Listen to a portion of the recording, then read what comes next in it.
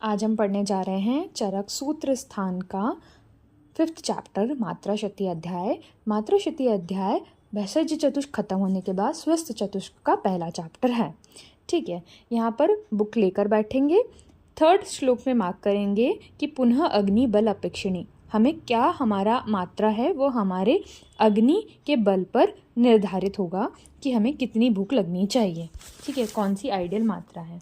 अब आहार मात्रा की निश्चितात्मक विधि श्लोक नंबर 4 में बीच लाइन में मार्क करेंगे। यथा कालम जरा गच्छति, मतलब जब हमारे भूख का टाइम हो, यानी जब हमारा लंच या डिनर का शेड्यूल हो, उस टाइम पे हमें पूरी तरीके से भूख लग जानी चाहिए।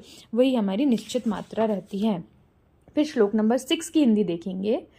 श्लोक में भी मार्क करेंगे 2nd लाइन जहाँ पर लिखा है लघु अग्नि संदूषित। इसका मतलब यहाँ पर है कि लघु आहार में किस महाभूत की प्रधानता रहेगी, तो वो लिखेंगे वायु और अग्नि। देखो मैं प्रेफर करती हूँ 23 उसे बोलना।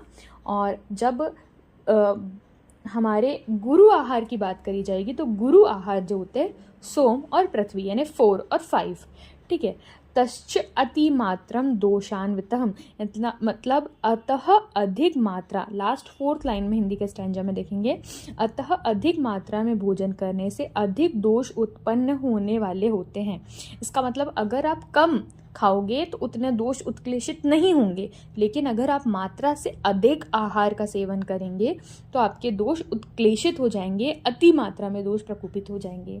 श्लोक नंबर 7 पे आएंगे तो यहाँ पर उन्होंने बोला लघु आहार आपको कितना करना चाहिए और गुरु आहार आपको कितना करना चाहिए। इसके लिए वर्डिंग दी है 3 मतलब 1/3 से लेकर 1/2 भाग आपको गुरु आहार लेना है। तो लघु कितना लेना, पेट भर नहीं, ना अति सौहित्यम, इतना आपको क्या लेना है, लघु आहार। तो सुश्रुत ने यहाँ पर आप कंपैरेटिव में लिख सकते हैं, और इसके विमर्श में भी लिखा गया है, पेज की लास्ट 2nd लाइन में लिखा है कि गुरुणाम अर्ध सौहित्यम, मतलब सुश्रुत ने बोला है कि गुरु आहार अर्ध सौहित्य लेना है और जो लघु आहार है वो तृप्ति होने तक लेना है। ठीक है, सुश्रुत सूत्र 46 में इसका वर्णन मिलता है ना। अब आते हैं मात्रा पूर्वक भोजन से क्या लाभ होगा भाई। जो लाभ होगा, जो सेम रक्त, शुद्ध रक्त से लाभ होता है, जो कि है बल वर्ण सुख आयुषः। ठीक है, अब गुरु आहार प्रयोग करने का क्या विधान है। गुरु आहार प्रयोग करने का विधान से क्या होगा, भोजन के बाद कभी भी आपको किसी भी प्रकार का गुरु भोजन फिर से नहीं लेना है। एक बार खा लिया खत्म, उसके बाद हमें कोई भी गुरु आहार नहीं लेना है। ठीक है, अब कौन सा अभ्यास नित्य अभ्यास योग भोजन नहीं है वो हमें पता होना चाहिए। वल्लुरम शुष्क कानी शालुकानी बिशानी च नाभिसेद गौरवान मांसान क्रशः नेव उपयोजयेत। कंसंट्रेशन पूरी टाइम अपने बुक्स में रखेंगे, है ना, अपनी संहिता को देखते रहेंगे। श्लोक नंबर 11 भी रहेंगे, उसी का प्रोलॉन्गेट श्लोक है।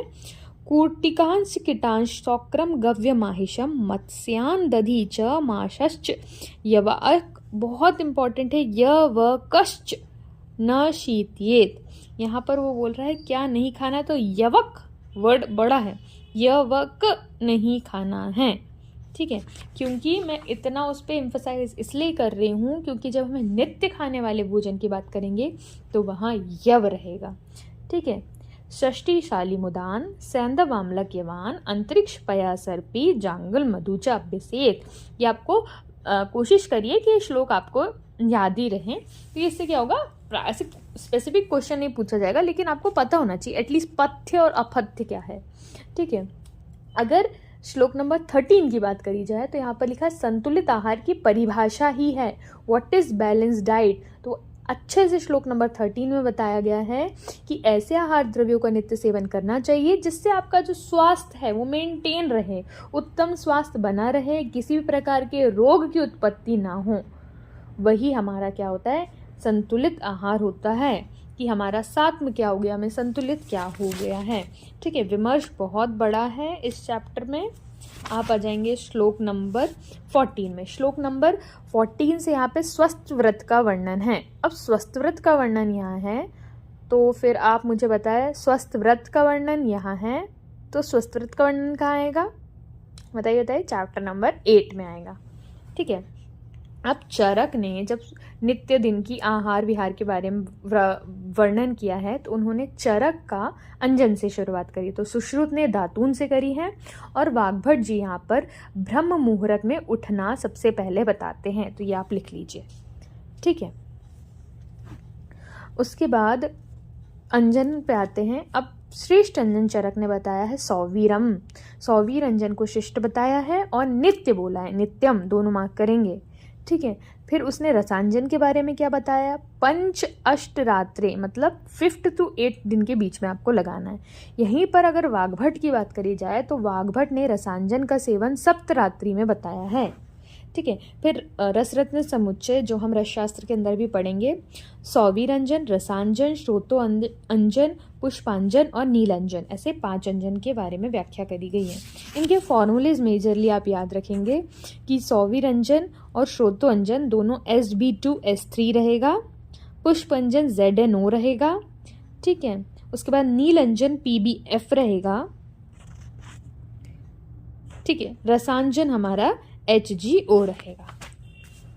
ठीक है, उसके बाद इतने अच्छे से डिस्क्रिप्शन दिया गया है। मेनली अगर मैं आपको बात करूं तो क्वेश्चन जो रसशास्त्र में, अगर यहाँ पे हम थोड़ा सा शिफ्ट हो जाते हैं अपने टॉपिक से इसके विमर्श में देखकर, तो जो सौवीरंजन में श्लोक लिखा है वाल्मीकि शिखिरांजन, तो इसमें पूछा जाता है कि वाल्मीकि मतलब दीमक, दीमक कहाँ, दीमक किस में आती है, तो दीमक और नील पुष्प, इसका एक निमोनिक है बहुत अच्छा मेरे पास, मैं आपको उसको विजुअल निमोनिक्स वाली सीरीज में आपके साथ डिस्कस करूंगी। ठीक है, अभी आप इसकी मार्किंग ले लीजिए। ठीक है, सबसे ज़्यादा इंपॉर्टेंट चीज़ उसी के अंदर आती है। फिर आ जाएंगे back to our Samhita, main shloka, shloka number 16। यहाँ पर अब चक्षु में कफ दोष की प्रधानता रहती है। कफ दोष से प्रधानता में हेतु क्या है, तो नेत्र क्या है, हमारे तेजोमय हैं, तो उसको हमेशा जो भी चीज़ें श्लेष्मयी रहेंगी उन चीज़ों से क्या रहेगा, भय रहेगा।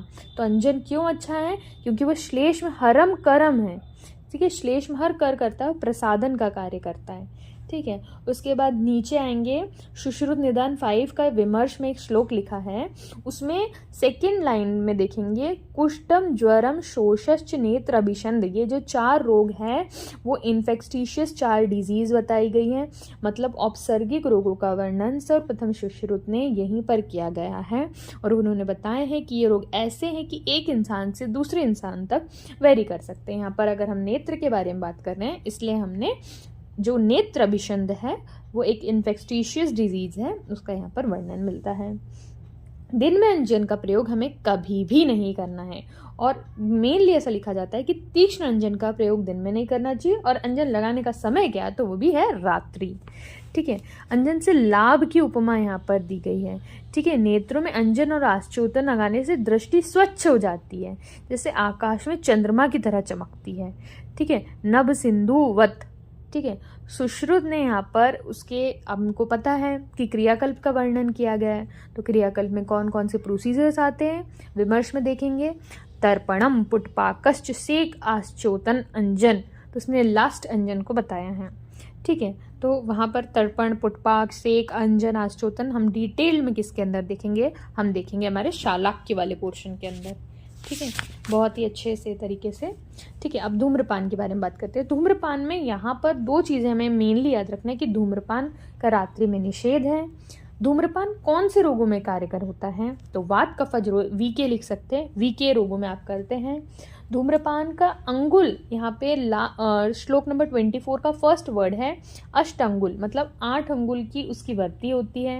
अब योग्य आयु क्या बताई गई, तो वाग्भट हमारे बोलते हैं, साइड में लिख लीजिए, वाग्भट बोलते हैं कि 18 साल से ज़्यादा आयु के में आप धूम्रपान दे सकते हैं। वहीं शारंगधर ने भी इसका एज का वर्णन करा गया है। कंपैरेटिव पॉइंट्स हमें हमेशा हमारे दिमाग में लेके चलते हैं ताकि आखिरी में जाके हमें, जब हम पारेख का, गोविंद पारेख का रिवीजन करें, तो हमारे दिमाग में क्लस्टर्स ना हों कि यार ये चीज़ तो हमने कभी पढ़ी नहीं। तो अगर हम अंजन की बात कर रहे हैं तो हमने सुश्रुत, चरक सबका पॉइंट देख लिया। अब हम यहाँ पर धूम्रपान की बात कर रहे हैं, तो धूम्रपान में हम ये देखेंगे कि चरक ने क्या बोला है, सुश्रुत ने क्या बोला है, वाग्भट ने क्या बोला है, और उसकी एज के बारे में शारंगधर ने वर्णन किया। तो शारंगधर बोलते हैं 12 से 80 के बीच में ले लो, लेकिन वाग्भट बोलते हैं 18 से ऊपर की आयु में ही लेना है। अब कौन कौन से अंजन होते हैं, उसकी प्रोसीजर देखो क्या है। आप जिस चीज़ से धूम्रपान बनाने वाले हो उसको आपको लेना है, पेस्ट बनाना है हरेड़ू आदि का। फिर उसको क्या करना है, सभी औषधियों को लेकर सरकंडे के ऊपर लपेटकर जौ के आकार की जो वर्ती होगी, जौ के आकार की क्या होती है, जो बीच में से मोटी होगी और आगे पीछे पतली होगी, उसकी हमें क्या करना है, लेप कर देना। और कितना मोटा लेप करना है, तो अंगूठे के समान मोटी 8 अंगुल लंबी वर्ती बनानी है। फिर उसको क्या करना है, छाया शुष्क करना है वर्ती, और जब वो सूख जाए तो सीख निकाल के रख देना है, और हम अग्नि पर जलाकर उसका सुखपूर्वक प्रायोगिक धूम्रपान तरीके से कर सकते हैं। अब धूम्रपान का वर्णन मेनली अगर उसको डिवाइड करते हैं तो 3, प्रायोगिक PSV, प्रायोगिक, स्नेहिक एंड शिरोविरेचनिक को V बोलते हैं, है ना, उसमें किया गया है। वहाँ पर 5 भी सुश्रुत ने 5 धूम्रपान के भेदों का वर्णन किया गया है। ठीक है। अभी हमने देखी थी इसकी अंगुल 8 अंगुल का होता है। यहाँ पर जब वाग्भट इसका वर्णन करते हैं तो वो लिखते हैं कि 12 अंगुल लंबी होना चाहिए। ठीक है, सीख यहाँ पे आपको विमर्श के अंदर इसका मिल जाएगा। श्लोक नंबर 25 में एज सच इम्पॉर्टेंट कुछ नहीं है, इसका सिर्फ आप विमर्श दे सकते हैं कि सुश्रुत ने स्नेहिक धूम्रपान का विधान इस प्रकार बताया है, अपराजिता आदि सिरोविरेचनिक धूम। ठीक है, इसके विमर्श में 3rd लाइन पे आएंगे, वहाँ पर लिखा है तगर कुष्ठ इन दोनों आदि का सिरोविरेचनिक धूम में पान नहीं करना चाहिए। चक्रपाणी इसका रीजन ये देते हैं कि ये मस्तुलिंग अर्थात CSF का स्त्राव करा सकते हैं। इतने तीक्ष्ण द्रव्य हैं तगर और कुष्ठ कि अगर उन्हें हम नेजो ट्रैक से देंगे तो वो मस्तुलिंग का स्त्राव भी करा सकते हैं। अगर हमारे 5 हमने बोला था कि सुश्रुत ने कौन से 5 बताए हैं, तो उसके नीचे वाले विमर्श में लिखा है कि प्रायोगिक, स्नेहिक, विरेचनिक, ये 3 हो गए। उसके साथ कासग्न और वामनीय धूम्रपान का भी वर्णन यहाँ पर किया गया है। धूम्रपान के लाभ से देखो, धूम्रपान हमने पहले ही देख लिया था, श्लोक नंबर 32 में लिखा है वात कफात्मक, मतलब वातज और कफज रोगों को ठीक करता है। फिर अब जो भी ऊपर वाले हमारे रोग हैं जो नासिका के ऊपर है, जैसे खालित्य, पालित्य, केश पतन आदि में, सिर का गौरव, शूल, पीनस, अर्धाव भेदक आदि रोगों में ये उपयोगी है। फिर प्रायोगिक धूम्रपान के 8 काल बताएं, इसके ट्रिक लिखेंगे। भौष छिव अनिदान, भो से हो जाएगा भोजन, अध से हो जाएगा स्नान, छी से हो जाएगा छीक, व से हो जाएगा वमन, अ से हो जाएगा अंजन, नी से हो जाएगा निद्रा, द से हो जाएगा दातून, और आखिरी न से हो जाएगा हमारा नस्य। ठीक है, तो चरक ने सिर्फ 8 प्रायोगिक, मतलब 8 जो काल बताए गए हैं वो प्रायोगिक धूम्रपान के बताए गए हैं, लेकिन सुश्रुत ने 12 काल बताए गए हैं, जिसमें 4 प्रायोगिक के, 5 स्नेहिक के और विरेचनिक के 3। वहीं अष्टांग संग्रह की बात करी जाए तो उसने 24 धूम्रपान के काल बताए गए हैं, प्रायोगिक के 8, स्नेहिक के 11 और विरेचनिक के 5। ठीक है, और अब प्रायोगिक, स्नेहिक, विरेचनिक ये हो गया हमारा। अब दैनिक एक दिन में हम उसे कितनी बार दे सकते हैं, तो प्रायोगिक, स्नेहिक, विरेचनिक PSV लिख दीजिए और उसके नीचे लिख दीजिए 2, 1, 3, 4, मतलब प्रायोगिक 2, स्नेहिक 1 और विरेचनिक 3 से 4 बार दिन में ले सकते हैं। ठीक है, और उसके लाभ जो लिखे हैं, हृत कंठ इंद्रिय, मतलब हमारा हृदय, हमारा कंठ इंद्रिय की शुद्धि हो जाती है और लघुता आ जाएगी सिर में इसके, और जो दोष हमारे बड़े रहते हैं वो सारे दोष शांत हो जाते हैं। अकाल में धूम्रपान और अति धूम्रपान के उपद्रव क्या हो गया। धूम्रपान हमारा नेजल है, तो हमारे नाक, कान और मुंह के रोग पहले याद रखेंगे, तो बाधिर्य हो गया, मूकता हो गया, अंधता हो गया। फिर रक्त, पित्त और शिरोभ्रमा, ये 3 रोग होंगे। एक तो ये 3 चीज हो गई हमारी, नाक, आंख और मुंह से बाधिर्य, अंधता और मुक्ता। फिर रक्त, पित्त और शिरोभ्रमा दूसरा रोग हो जाएगा। फिर अकाल, पालित और अति पीत धूमजन्य उपद्रव की शांति का क्या मैनेजमेंट बताया गया है। उन्होंने बोला है कि ये सारी चीज़ें क्या है, एग्रीवेट होती है उष्णता से, तो हम उसके लिए शीतल द्रव्यों से सिद्ध किया, घृत, नस्य, अंजन, तर्पण आदि, जो भी हमारे पित्त और रक्त को कम करे वैसे चीज़ें यूज़ कर सकते हैं। जैसे यस्य, अब कोई चीज़ स्राव हो रही है, हम उसको रोकने के लिए श्लेष्म पित्त विरुक्षण चीज़ें यूज़ करेंगे। ठीक है, फिर धूम्रपान के अयोग, अब कॉन्ट्रा इंडिकेशन देखते हैं कि कहाँ कहाँ हमें नहीं देना है। ठीक है, अब ना श्रमे ना मदे नामे च पित्ते च प्रजागरे, उसमें ये वाला श्लोक जामनगर में जब स्पेसिफिक एग्जाम्स होते थे तब पूछा गया है कि ना श्रमे न मदे नामे न पित्ते न प्रजागरे, किसके लिए बोला गया है, तो ये धूम्रपान के स्पेसिफिक दिया गया है। ठीक है, उसमें तिमिर में भी नहीं देना। देखो, जब वो इंसान थका हुआ है, उसने मद का सेवन किया, उसका पित्त आदि बढ़ा हुआ है और वो जागा हुआ है, तो उससे हमें धूम्रपान नहीं देना है। हाँ, रक्त पित्त का विषालु है, गर्भिणी है, गर्भिणी तो देखो सब जगह कॉन्ट्रा इंडिकेटेड रहेगी। जब उसको शंखक, रोहिणी और मदात्य रोग होता है तब भी नहीं देना है, तिमिर में नहीं देना है, कैटरेक्ट एडवांस स्टेज में हो जाता है तब भी हमें उसे नहीं देना है। ठीक है, ये याद रखेंगे बस ये लाइन। उसके बाद आयु के बारे में जो विमर्श में लिखा है श्लोक नंबर 45 के लास्ट सेकेंड लाइन, उसको हम देख चुके हैं। नासिका से धूम्रपान में हानि। अब क्या करना है आपको, इसका प्रोसीजर क्या होता है, प्रोसीजर नाक में धूम्रपान की विधि बता देते हैं पहले। उसमें क्या समझना है कि जो धूम्रपान लेना है वो एक बार में हमें 3 घुट करके लेना है, मतलब एक धूम्रपान लेते समय हमें 3 घुट लेनी है, मतलब स्लॉट में एक बार सांस ली, दूसरी बार, तीसरी बार, 3 बार लेनी है, और ऐसा हमें 3 बार करना है। और ये रहेगा हमारा धूम्रपान का प्रोसीजर। अब हमेशा अगर सिरोरोग है तो हम कहाँ से लेंगे, सिरोरोग, नासिका रोग और नेत्र रोग हम नासिका से धूम्रपान लेंगे। कंठगत रोग में मुख से धूम्रपान लेंगे।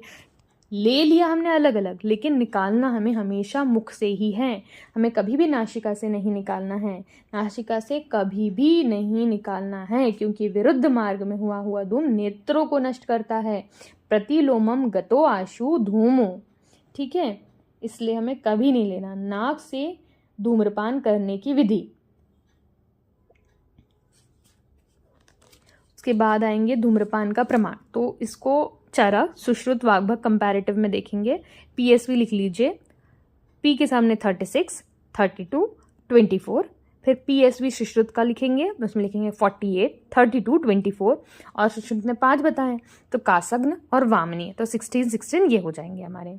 वाग्भट की बात करें तो वाग्भट ने नाम उसने थोड़ा सा अलग दे दिया, जैसे शमन, मधु और तीक्ष्ण बोला है, तो शमन के आगे 40, मृदु के आगे 32 और तीक्ष्ण के आगे हम 24 लिखेंगे। देखो, आप एक चीज़ देख रहे हो कि जो प्रायोगिक धूम्रपान है उसी में डिफरेंस आ रहा है, कोई 36 बोल रहा है, कोई 48 बोल रहा है, कोई 40 बोल रहा है। ठीक है, बाकी तो सेम है, तो पूछा भी यही जाएगा, है ना। और ये श्लोक जो है, श्लोक नंबर 50 का देखेंगे, इसमें बोला है कि कैसा धूम्रपान करने वाला जो नेत्र का क्या प्रमाण है, उसको क्या प्रमाण देख लिया हमने उसका। अब उसका शेप जो देखते हो कि उसमें 3 कोश होते हैं, ऋजु त्रिकोश फलितम, कोलस्थि मतलब बेर की गुठली जिसके अग्रभाग से छिद्र से निकल जाए, ऐसा वो होना चाहिए। बस्ती नेम समद्रव्यम धूम नेत्रम प्रशस्यते। ठीक है, जो द्रव्यों से हम बस्ती नेत्र बनाते हैं उसी से हम धूम्र नेत्र भी बना सकते हैं। त्रिपर्व वर्ड यानी त्रिकोश, त्रिब्रिजेस, 3 जॉइंट, 3 कर्व, ये सारी चीज़ें रहती हैं।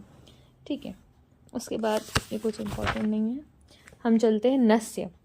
देखो, नस्य यहीं पर इसका वर्णन करा गया है। तो नस्य में पहले हम देखते हैं कि किस ऋतु में लेना है, तो प्रावृट, शरद, वसंतेषु, गत मेघे, मतलब जब बादल ना हो इन ऋतु में तब हमें उसे लेना है।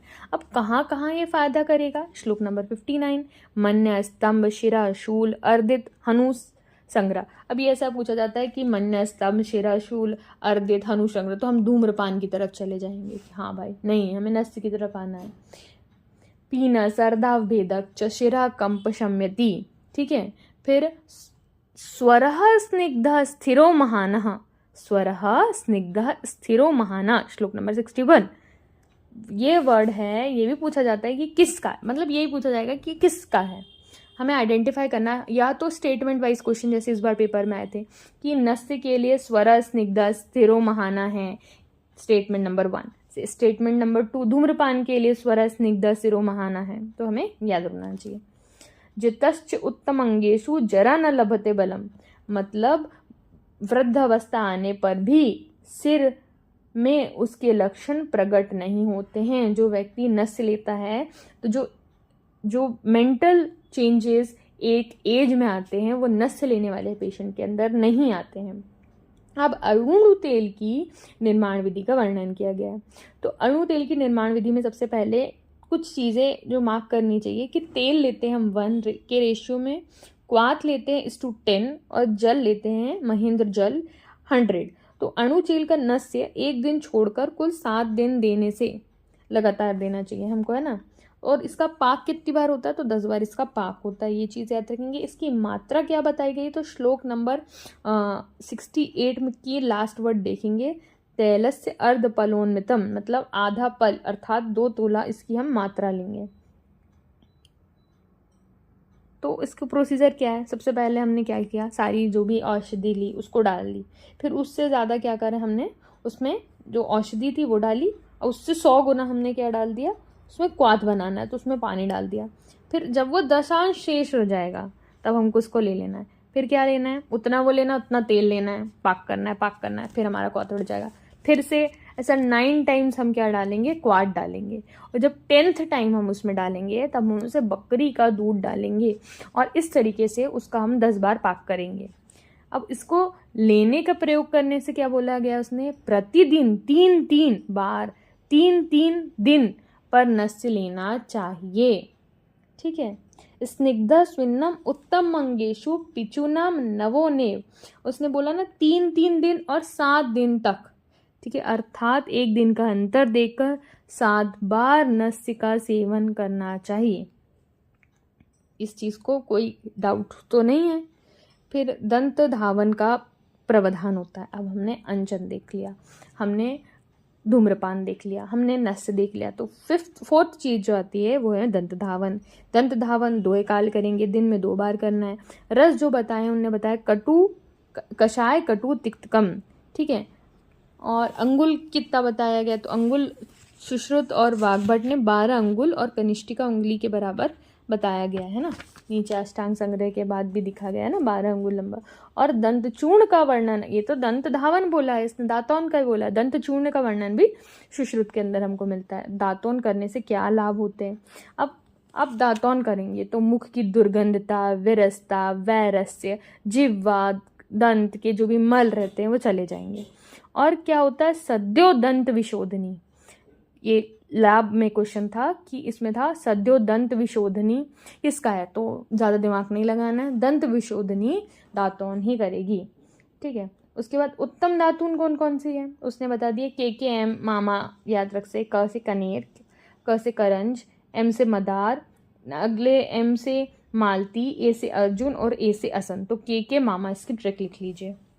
उसके बाद मेनली इसका जो रसों के प्रधानता से वर्णन जो करा गया आचार्य सुश्रुत ने करा गया, 4 रसों के हिसाब से उसने 4 ड्रग बता दी कि तिक्त में तो निम्ब ही बेस्ट है, कषाय में खदिर बेस्ट है, और मधुर में मधुक बेस्ट है, और करंज जो है वो कटुक द्रव्यों में श्रेष्ठ होती है। और किस किस चीज़ों की अब भाई नहीं बनाना चाहिए ये भी सुश्रुत ने बता दिया। आपको मिल तो रहा है ना, विमर्श के 3rd लाइन में इसका दिया गया। ठीक है। और विमर्श में आप उसमें नीचे आएंगे 3, 3, 6, 7, 8th लाइन में लिखा है पलाश की हमें दंत धावन और पादुका त्याज्य है, नहीं बनाना है हमको इसकी। ठीक है, क्योंकि हमें किसकी बनाना है किसकी नहीं बनाना है इज मोर इम्पॉर्टेंट। अब जिह्वा निर्लेखन की बात करते हैं तो 10 अंगुल लंबा जो जिह्वा निर्लेखन यंत्र होता है वो बताया गया है। सुश्रुत और वाग्भट ने, यहाँ पर इसका कोई भी वर्णन नहीं किया गया है स्पेसिफिकली। इसमें इसकी निर्माण किस किस चीज़ से कर सकते हैं, तो स्वर्ण, रौप्य, तामा, रागा आदि पीपल द्रव्यों से हम इसका निर्माण करेंगे। मुख में सुगंधित द्रव्यों का धारण करना।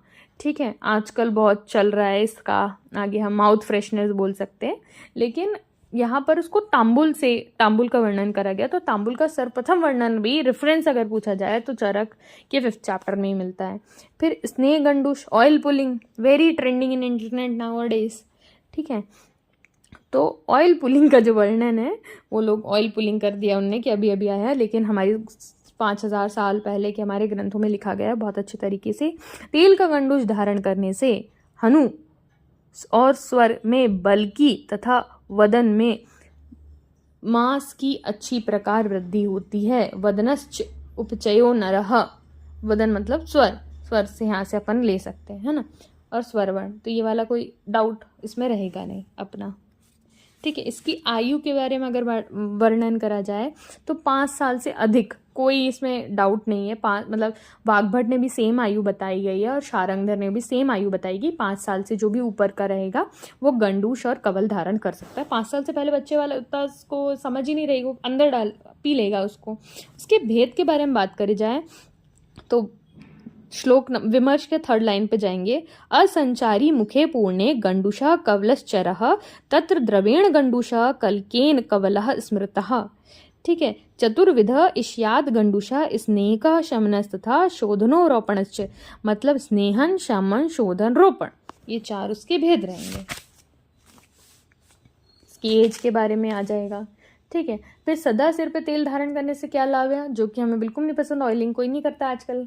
न खालित्य न पालित्य न केश पतनानी च, दृढ़मूलश्च दीर्घश्च कृष्णः केशा भवन्ति च, इंद्रियाणि प्रतिसिद्धन्ति सुत्वस् भवन्ति च आननः, निद्रा लाभः सुखम च।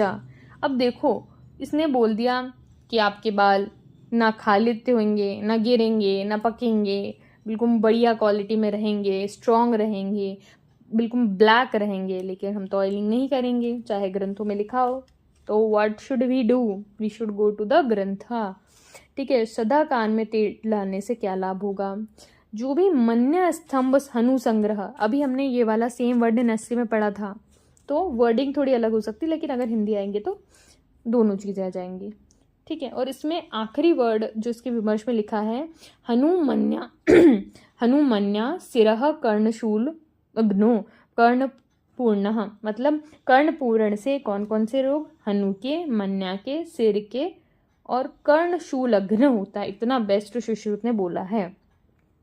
फिर शरीर में तेल मर्दन की प्रसन्नता बताई गई कि शरीर में अगर आप तेल मर्दन करते तो क्या होता है। स्नान से पहले हमेशा अपने को अभ्यंग करना चाहिए, उससे पहले तेल मर्दन करना चाहिए।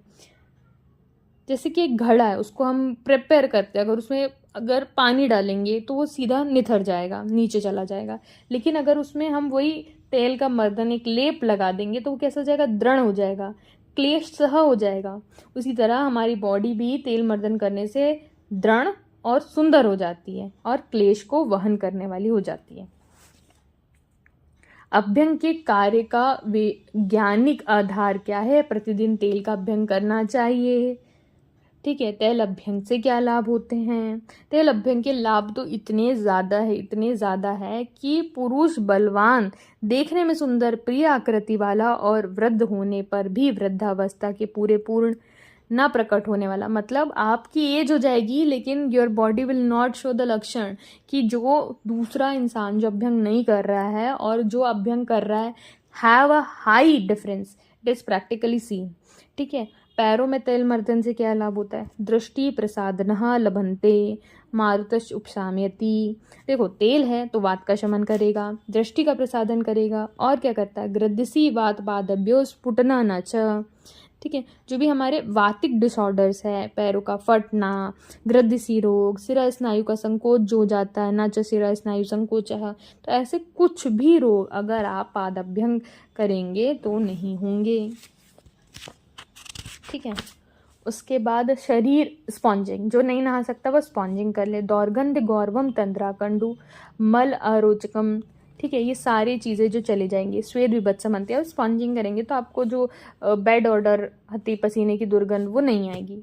ठीक है, स्नान करने से क्या होता है, स्नान करने से क्या लाभ है, पवित्रम वृक्षम आयुष्रम श्वंशेन मलापहम शरीर बल संधानम स्नानम ओजस करम परम।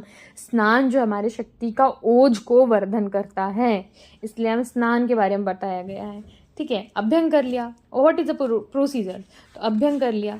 अभ्यंग के बाद हम क्या करेंगे, अभ्यंग के बाद अगर आप नहीं कर सकते तो आप स्पॉन्जिंग करें, स्पॉन्जिंग नहीं कर सकते तो नहा लीजिए। ठीक है, स्नान कर लीजिए। ठीक है, स्वच्छ वस्त्रों को धारण करना है। स्वच्छ वस्त्रों को धारण करने से क्या होगा, सुंदरता, यश, आयु की वृद्धि और श्रीमद पारिश। क्या आजकल वो है ना कि प्रेजल मिलेगा, बहुत आपको प्रेजल मिलेगा कि हाँ सोफिस्टिकेटेड कपड़े, उत्तम कल्चर, असेंबली वगैरह आपको मिलेगी। ठीक है, सुंदर द्रव्यों के लेप और माला धारण से क्या होगा कि ये जो सारी चीज़ें बताई गई हैं वो ऐसे है कि सुंदर लगने से, सुगंधित पुष्पमाला को धारण करने से शरीर में क्या होता है, वृषता की वृद्धि होती है, सुगंधता बढ़ती है, आयु का हित होता है। ठीक है, शरीर की पुष्टि होती है, बल वृद्धि होती है। नॉट अब रत्न आभूषण धारण करने से क्या होगा, श्रीमद व्यसन सुदनम, इसका मतलब क्या होगा कि लक्ष्मी की प्राप्ति होती है और दुख दूर होते हैं, मन प्रसन्न रहता है। ठीक है, अब पैर एवं मल की, ये कुछ शायद क्वेश्चन आया था इसी साल 2025 में, पैर एवं मल मार्गों की शुद्धि से क्या लाभ होता है, तो मेध्य होता है या नहीं होता है, थिंक सो।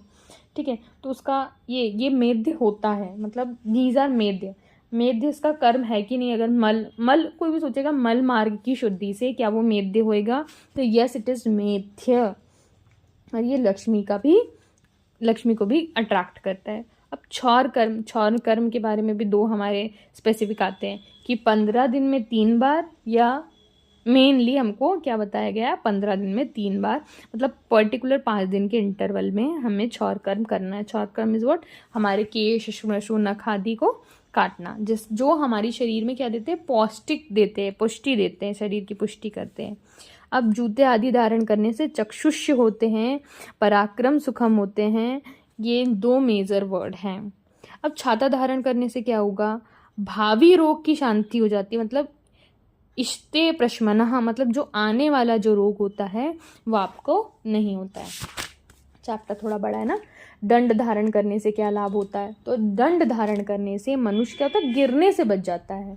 ठीक है, अगर उसके पास सपोर्ट रहेगा तो गिरने से बच जाएगा, और शरीर का क्या करता है, सहायक होता है, किसी भी चीज़ से गिरने से बताता है। अवष्टंभ वर्ड यूज़ करा गया है यहाँ पे, आयुष्यम, किसी तरीके का डर नहीं, आया कोई तो हम डंडा से मार देंगे उसको, है ना। यहाँ पे एक रेफरेंस आता है, नगरी नगरस्येव रथस्येव रथीयता, मतलब हमें हमारे शरीर की सबसे पहले रक्षा करनी चाहिए। अगर हमारे पास अगर रथ से मुझे कहीं जाना है नगर की रक्षा करने, वी शुड हैव अ अच्छा रथ ना, तभी तो मैं जा पाऊंगा वहाँ, तो अच्छा शरीर होगा तभी मैं कुछ काम कर पाऊंगा, ये बताया गया। स्वस्थ व्रत प्रकरण का वर्णन यहाँ पर किया गया है।